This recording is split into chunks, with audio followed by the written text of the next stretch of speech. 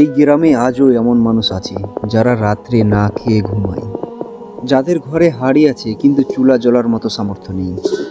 ছেঁড়া কাপড়ে মোড়া শিশুর চোখে শুধু একটাই প্রশ্ন, আমরা কি মানুষের মতো বাঁচার অধিকার পাই না?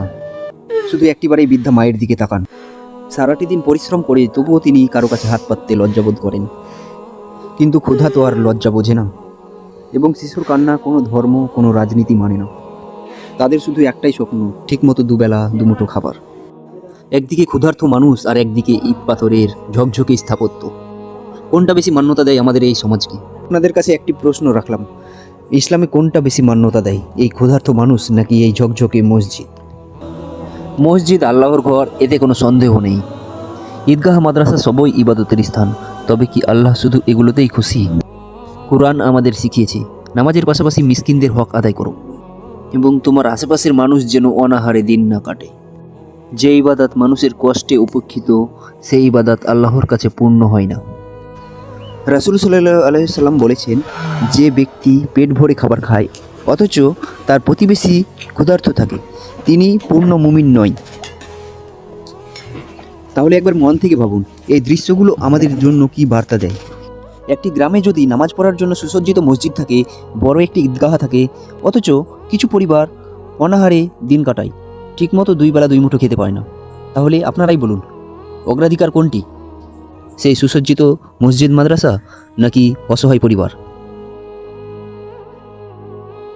যেদিন আমরা একজন ক্ষুধার্তকে খাবার দিতে পারবো, একজন নগ্নকে কাপড় পরিয়ে দিতে পারবো, সেদিন ইসলামের সৌন্দর্য সবচেয়ে উজ্জ্বল হয়ে উঠবে। এই শিশুর মুখের হাসিটাই সবচেয়ে সুন্দর মিনার, এই তৃপ্তির চোখটাই সবচেয়ে বড় ইবাদত। রাসূল সাল্লাল্লাহু আলাইহি সাল্লাম প্রথমে মানুষকে দাঁড় করিয়েছেন, তারপরে গড়েছেন সমাজ, তারপরে গড়েছেন মসজিদ, মাদ্রাসা। আসুন আমরা ইট পাথরের আগে মানুষ বাঁচাই, সৌন্দর্যের আগে সহানুভূতি, কারণ মানুষ বাঁচানোই ইসলামে সবচেয়ে বড় ইবাদত। ভিডিওটি সম্পূর্ণ দেখার জন্য সকলকে ধন্যবাদ। ভালো থাকবেন, সুস্থ থাকবেন এবং এই ধরনের ভিডিও শেয়ার করতে ভুলবেন না। জমে আছে ব্যথা, কে খুঁজে ফিরছে একটু মমতা। আমরা তো মানুষ, পাশে থাকাটাই ধর্ম, সাহায্যের হাত বাড়ালেই হয় কর্ম।